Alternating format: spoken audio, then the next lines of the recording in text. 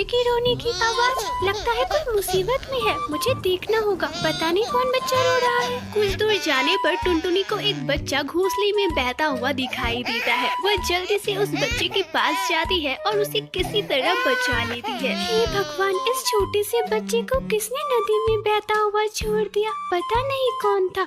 आजा बच्चे, आजा मेरे पास आजा, मैं तुम्हें अच्छे से रखूंगी। टुनटुनी चिड़िया एक बहुत ही गरीब कुम्हारन थी। उसकी पति की मौत 2 साल पहले ही हो गई थी। टुनटुनी चिड़िया की कोई संतान नहीं थी। आज इस बच्चे को देखकर टुनटुनी के अंदर की माँ की ममता जाग उठी और उसने इस बच्चे को अपने पास ही रखने का फैसला किया। भगवान, ये तेरा कैसा चमत्कार है, आज तूने मेरी सूनी गोद भी भर दी। मैं अपने बेटे मिट्टू को खूब पढ़ाऊंगी लिखाऊंगी और उसे ढेर सारी माँ का प्यार दूंगी। धीरे धीरे मिट्टू थोड़ा बड़ा हो जाता है। टुनटुनी उसका ध्यान रखने के लिए दिन रात मेहनत किया करती थी।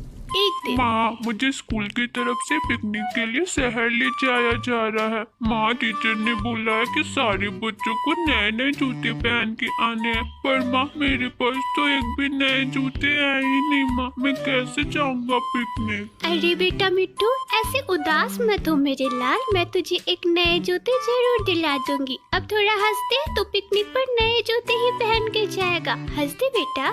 टुनटुनी मिट्टू को नए जूते दिलाने के लिए दिन रात मेहनत किया करती। वह रात रात भर मिट्टी के बर्तन बनाया करती और दिन भर उसे अलग अलग गाँव में जाकर बेचा करती। मिट्टी के बर्तन ले लो, सुंदर सुंदर बर्तन ले लो। अरे काकी, सुंदर सुंदर बर्तन ले लो। अरे टुनटुनी, यह बर्तन कितने के दिए? अरे सुंदरी बहन, यह सिर्फ 20 रुपए के हैं, आप चाहो तो 15 दे सकती हो।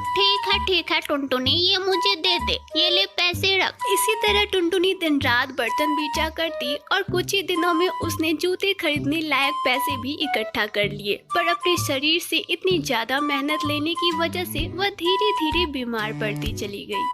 मिट्टू बेटा, ये ले तेरे नए जूते, अब तू अच्छे से पिकनिक पर जा। माँ, ये जूते कितने अच्छे हैं। माँ, आप बहुत अच्छी हो। माँ, मैं अभी इसे राजू को दिखा के आया। माँ, वो मुझे चिढ़ा रहा था कि तेरी माँ कुम्हारन है और तुझे कभी भी नए जूते नहीं देगी। अब मैं उसे दिखाता हूँ। मिट्टू के चेहरे पे ऐसी खुशी देखकर टुनटुनी बहुत खुश हुआ करती थी।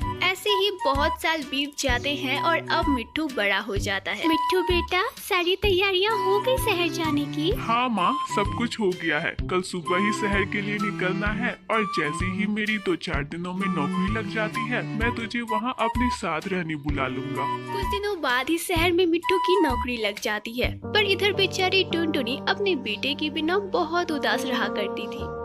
शहर में मिट्टू अपने काम में व्यस्त हो गया और उसका टुनटुनी पर से ध्यान हट गया। एक दिन, अरे कालू, मेरे बेटे मिट्टू का शहर से फोन आया था क्या? मैंने तेरे ही दुकान का नंबर दिया था उसे। अरे नहीं टुनटुनी बहन, अभी तक तो मिट्टू का कॉल नहीं आया। अगर आता है तो मैं तुझे बता दूंगा। बेचारी टुनटुनी बहन ऐसे ही रोज पूछने आती है और निराश होकर चली जाती है। पता नहीं आजकल के बच्चे को क्या हो गया है, नौकरी मिलते ही अपने माँ बाप को भूल जाते हैं। कई महीनों तक मिट्टू का कोई भी कॉल नहीं आता। एक दिन मिट्टू गांव आता है। अरे मिट्टू, तू अचानक, मेरे बेटे तू कैसा है और तूने आने की कोई खबर नहीं दी?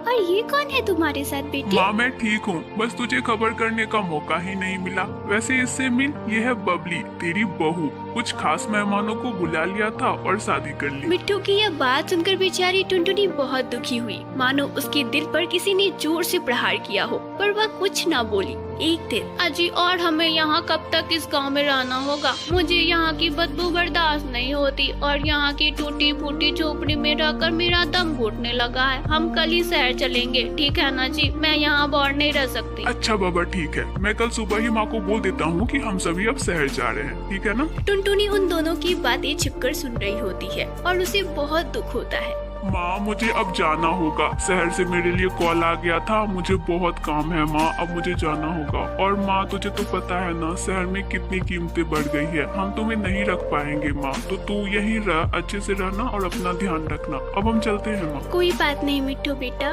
मैं तो वैसे भी उम्र के आखिरी पड़ाव में हूँ। यहाँ पर ही जन्म लिया तो यहीं पे मरना चाहूंगी बेटा। तू सब जा, अच्छे से जा और अच्छे से रहना। मिट्टू वापस से शहर चला जाता है और अपने काम में व्यस्त हो जाता है। वह परिवार और काम में इतना व्यस्त हो जाता है कि उसे टुनटुनी का जरा भी ख्याल नहीं रहता। एक दिन टुनटुनी बुलबुल के पास जाती है और उसे कुछ देते हुए बोलती है, बुलबुल बहन, मुझे पता चला तुम शहर जा रही हो। ये लो, ये मेरे बेटे को दे देना, उसे यह लड्डू बहुत पसंद है। और हाँ, ये चिट्ठी भी दे देना। हाँ हाँ, क्यों नहीं टुनटुनी बहन, अब मैं शहर जा ही रही हूँ तो तेरे बेटे को ये जरूर दे दूंगी, तू चिंता मत कर। शहर पहुंचकर बुलबुल मिट्ठू को लड्डू के साथ चिट्ठी भी देती है। बुलबुल के जाने के बाद मिट्ठू उस चिट्ठी को पढ़ता है। मिट्ठू मेरे लाल, तेरी बहुत याद आ रही थी, इसलिए बुलबुल बहन के हाथ तेरी पसंद के बेसन के लड्डू बनाकर भेज रही हूँ। रोजाना 1 गिलास गर्म दूध के साथ ये लड्डू खा लिया करना बेटा। शहर में रहकर तो बहुत कमजोर हो गया है। मैं तुझे अपनी जिंदगी की एक राज बताना चाहती हूँ। मिट्ठू बेटा, जब तू इस चिट्ठी को पढ़ रहा होगा तब तक मैं इस दुनिया को छोड़ चुकी होंगी बेटा। बेटा, मैं तुम्हारी असली माँ नहीं हूँ, तू तो मुझे नदी में बहता हुआ मिला था। बेटा, अगर तुझे पालने में मुझसे कोई कमी हो गई हो तो मुझे क्षमा कर देना। टुनटुनी की यह चिट्ठी पढ़ते ही मिट्ठू फूट फूट कर रोने लग जाता है और उड़ते हुए जल्दी से अपने माँ के पास पहुँचता है। पर टुनटुनी यह दुनिया छोड़कर जा चुकी थी।